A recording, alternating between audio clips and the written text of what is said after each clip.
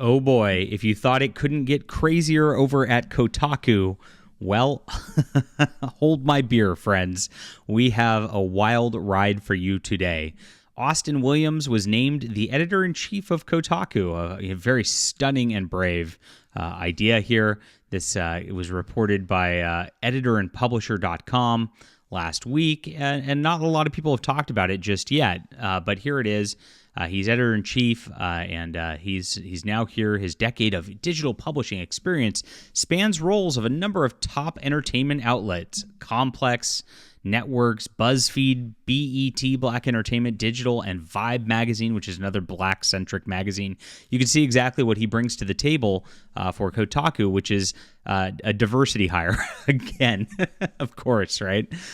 This guy is obviously a race baiter, and what he said would honestly get anyone fired at any job if he was a white person saying what he did about black people. But because he's a black person saying it about white people, this is going to just go completely unreported other than around these circles.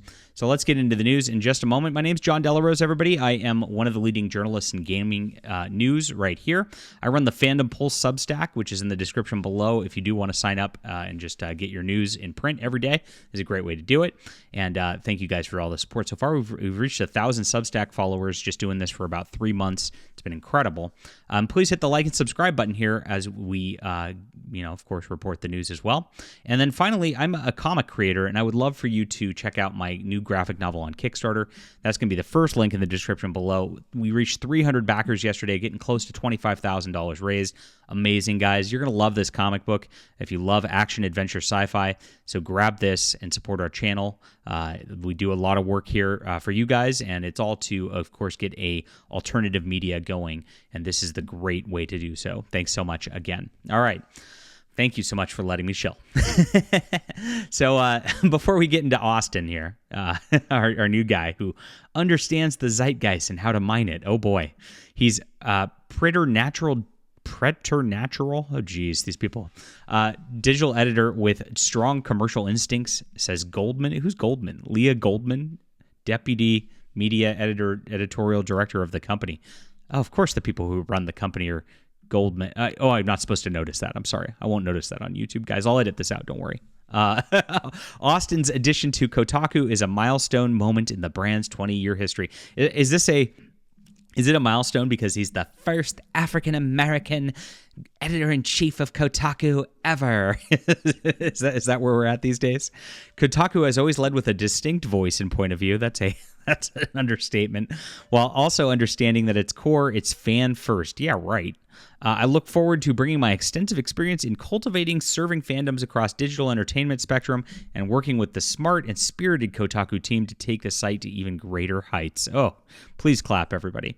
So this is pretty interesting when we get into this, just exactly what it means.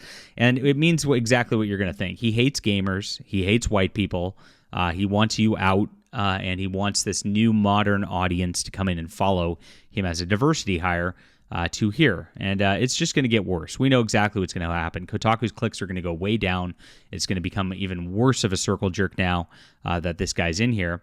And it's because they're really not making any changes. I mean, they still have our good friend Alyssa Mercante here, who got blown out based on a charity grift this weekend. She follows all of us, like stalks us. She watches all of our content. Hi, Alyssa. And she of course makes a bunch of posts about it regularly. It's part of her grift. She likes to play the victim and then get some simps. And that's I was talking to somebody about that earlier this morning.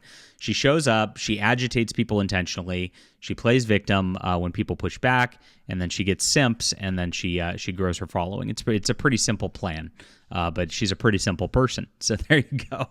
But she showed up in Hypnotic's chat on Saturday. Hypnotic's a great YouTuber. I was actually on the show a couple weeks ago. And this time she went in, she started bragging about giving money to a trans charity and how she raised so much money for trans people.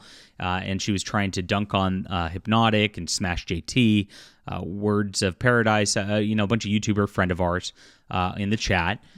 When it just caused them to look into what she was raising money for. And sure enough, everybody, it's a scam. So she raised a bunch of money off of her simps, giving money to a scam organization.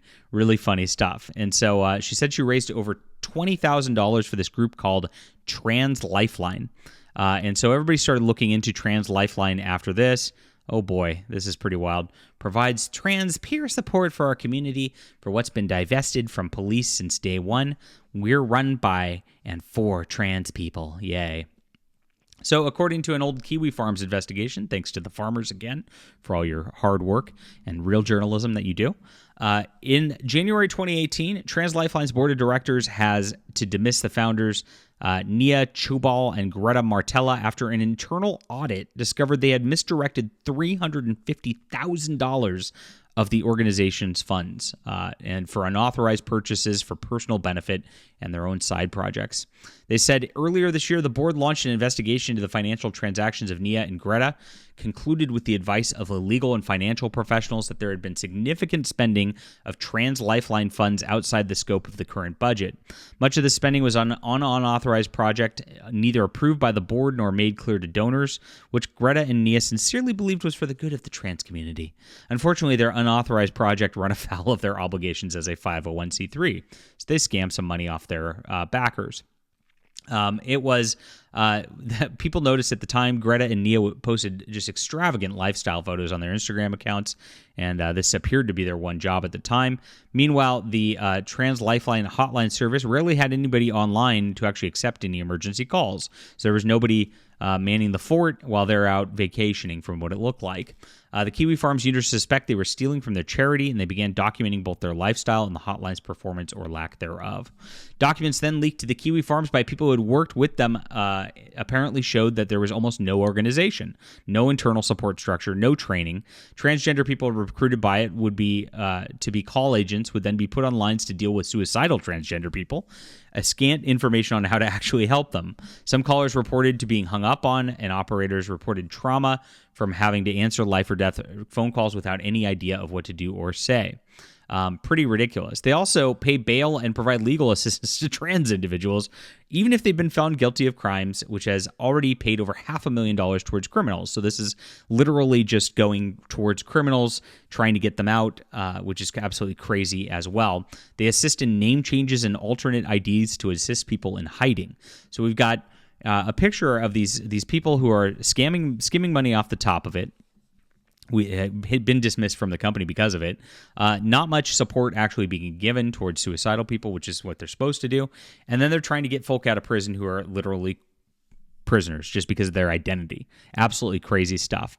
But it wasn't clear how much the board members were earning. Screenshots have now emerged of previous board members earning $150,000 per year. So a lot of this is just going to the board, while the gender confused and all that, unpaid volunteers, don't really get much about it at all. So she's definitely giving to a organization that, and not giving herself, but making her audience give towards an organization that seems to just be scamming people left and right, and it is par for the course. Now, who's her new boss, right? her new boss, who's going to be managing this person, seems to be even more troubled. I mean, they of course presented a nice little press release here to make him sound like, oh yeah, I have all these media credentials from the same access media companies that destroyed themselves, that are all having layoffs right now. But yes, let's just try the same thing over and over again. I mean, he's black. I mean, that's got to be count for something, right? Well, it counts for racism. So from 2016, here's a tweet of his that he was making at the time. He says, "I'm in an office full of white people today. Pray for me." Can you imagine if somebody in the media said, "I'm in like a white guy"? If Tucker Carlson said, "I'm in a office full of black people today. Pray for me." I mean, he'd lose all of his support immediately. It'd be over. This would be life ruination for a white person to tweet something like this. But because he's black, he can be mean towards white people, be racist towards white people with complete impunity. They know this, and this is what happens. And it doesn't stop there. He has a trend of doing this. And so he does it again, and 2 years later, this is like, this is something he obviously clearly thinks about all the time. Working with white people, definitely a top 5 emotionally draining experience. So he hates working with white people. Well, Austin, you've got Alyssa to deal with. I guess that would be an emotionally draining experience beyond anything else. I guess you've got us right there. She's definitely par for the course. But crazy. I mean, again, just imagine a white person tweeting this about a black person. It's insane. Absolutely insane. And then finally, in 2019, he says, white people really are the rudest MFs on the planet. So saying this about an entire race of people, this is disgusting. I mean, this is who Kotaku's hiring. They literally hate you. They know that this guy's like this. I mean, of course, he comes from the Vine and black entertainment. His entire career is through these race-baiting organization magazines, which are trying to appeal to black people. And now he's coming in a largely white demographic market for gaming and saying that how much he just hates you. It's crazy. But hey, this is who they want. This is what they're going to get, and they're going to get what they deserve. We know exactly what's going to happen to Kotaku. We know what happens with diversity hires like this. It's a bad game to play. All right, leave a comment down below with what you think about this and what you think about Alyssa's little charity here. Make sure to hit the like and subscribe button. Join us around here. Subscribe to Fandom Pulse as well. And Back the Hidden Emperor, our new project, beautiful on Kickstarter. You're going to love this, my friends, and I really appreciate all the tremendous support so far. This has been amazing. Appreciate you being there.